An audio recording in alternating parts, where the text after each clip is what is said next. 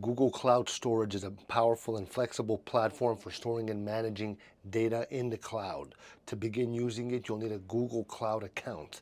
After signing up and logging in, you can access the Google Cloud Console, which is where you'll manage your storage services. First, you're going to create a storage bucket, which is a container for storing your data. Buckets are organized by regions, allowing you to choose a location that's closest to your users for better performance. Once your bucket is created, you can upload files directly through the console or use tools like a word spelled gsutil. I'll put it in the description.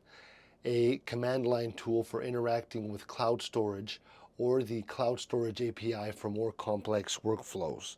You can organize your files with the bucket using folders, although technically cloud storages use a flat namespace. Permissions can be set at a bucket or object level, allowing you to control who has access to your data. Google Cloud provides detailed security features like encryption, both at rest and in transit, to protect your information.